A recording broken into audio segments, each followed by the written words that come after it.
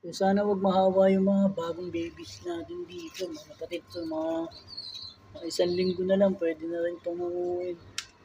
Anak to nung Johnson natin. So, ito, anak ng Banlun.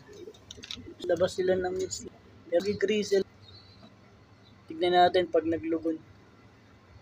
Naglabas siya ng pero pag naglugon, malaman natin yan kung mag-grizzle o mag-stay ng gray. So sila, di ko lang alam pilya. Ito, magtatay na to eh.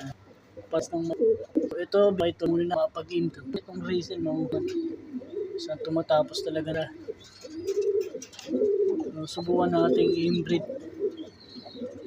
Sana maging maganda. Sana magsimilya. Hindi pa natin na-check yung itlog nila. Mamaya checkin natin. And dito, namisana. Ito, ampon lang to. Anak to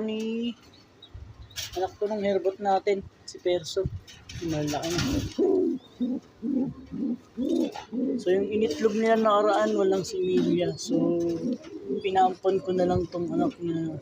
So, inawat ko na si Perso. Pinagpahinga ko na. So, ito, last batch din natin to. And tinanggal ko na yung itlog nila. So, pinapalaki na lang to. Mga isang linggo na lang din to. Hanguin na natin, mga kapatids. Yan. So, inbreed, Gabi Cookman. So, palit yung inaanak nila. So, magtatay din yan. Inbreed, Gabi Cookman. Parehas naman sila na mata rin. Mata nila. Yan.